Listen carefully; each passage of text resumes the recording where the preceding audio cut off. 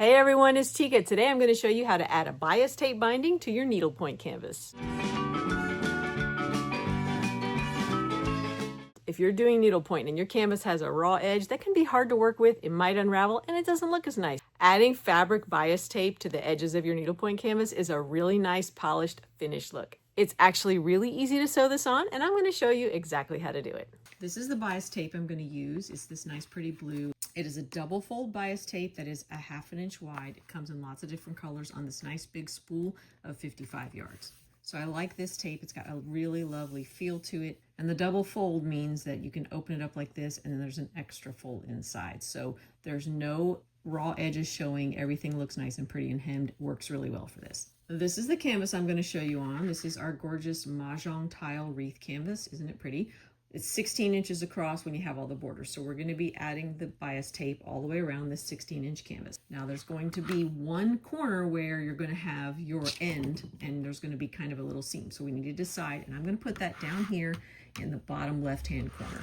It's the most subtle, the least looked at, so I don't want to put it up here on the top, but that's what we're going to do. So we're going to start down here in this corner. Then we just open it up like this and just slip it right onto the edge of the canvas. I'm going to come all the way down here to the end, to this other edge, and then you just separate it like this and you just slip it right onto the edge of the canvas.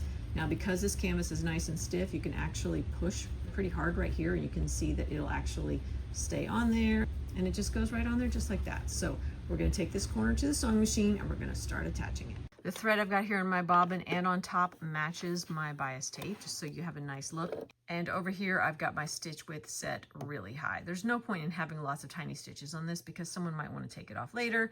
It'll go a lot faster too with a wider stitch. Okay, so I've got my bias tape here right on the end and I'm going to put this right under my presser foot. Now the way that I'm going to line it up is I'm going to have the side of my presser foot right against this side the whole way, and that's going to give me a nice stitch that's right over here by the edge. So let's do a few stitches to get it started. All right, now that I have it started, I'm going to go ahead and press this into it all the way down and go ahead and sew. I like to sew pretty slowly because there's really no rush here and I want to make sure this looks nice. Okay, when you get here, this is maybe 4 inches from the end, where whatever you're comfortable with, when you get closer to the end, it's time to start worrying about your fold. So pull this straight down like this and then separate your tape here and fold it over like this so that this edge is right here on the main fold. So now you've got the fold right along the edge of the canvas like that, and you've got this extra to deal with.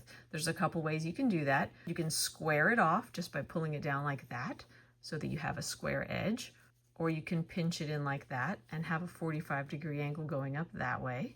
What I prefer though is to pinch it in this direction and have a 45-degree angle going that way. And then we'll do the bottom as well. The reason that I like to do it in this direction is that as I'm stitching, my stitches will come right here to the top and then I will turn that way. If you have it going up this way, when your needle gets down here, it might catch on this and push as it tries to sew. So I like to fold this end down and then over, and that just works a lot better for the sewing machine. All right, so I'm going to hold that in place and I'm going to keep on sewing until I get closer here. Now when I get down here to the end, I actually prefer to just hand walk it down just to make sure that I get that right.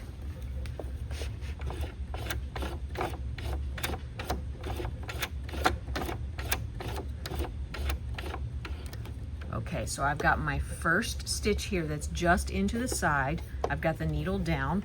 I'm going to lift my presser foot and I'm going to turn it only 45 degrees, not 90. Put my presser foot down and one stitch. Lock it in. Now I'm going to lift and I'm going to turn the other 45 degrees and get it like that, nice and lined up, and put that down. For my particular stitch length on my sewing machine, I always need that one little kind of sideways one to be able to meet this where I want it to be on the end. You'll see when I'm done, I'll show you what it looks like. But now we can continue down this side just like we did with the first side.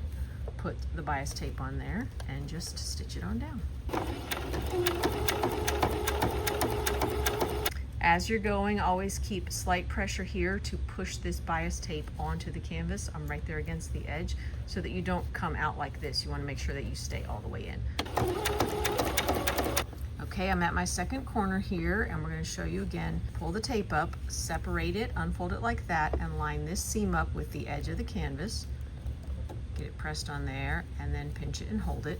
And now we're going to push this in and fold that down to get our 45. And then here we're going to push this in and fold that down to get our 45. And now by holding that in place right here, I'm going to come on down and sew just like I did on the other corner.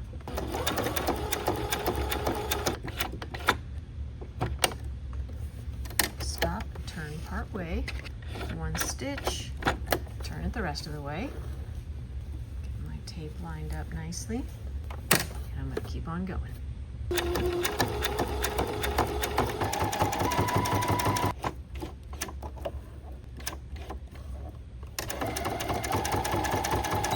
Okay, we're on our last corner now, so now we have a couple of options on how we want to finish off this last corner. One option is to just come straight down here, sew it all the way down right off the edge, and then cut it straight. That's an easy way to do it. You can also do another folded corner here if you want, and have a finished corner that way, and then just cut off this excess. I'm just going to do straight off the end and then trim it. That's the simplest way, and I'm down here in my lower left corner where it's not the most obvious place anyway, so it's going to work fine. So let's just finish this off.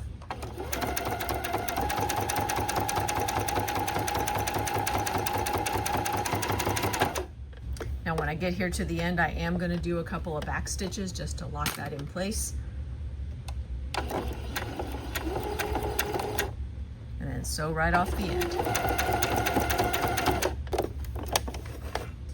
So now I have this end here, and I can just trim that straight, and there we go. So let's see what we've got.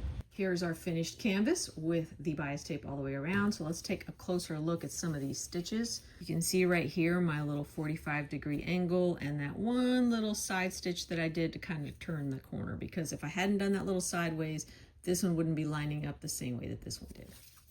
Here's another corner. You can see I have the nice 45 and that nice little curve there from that one stitch.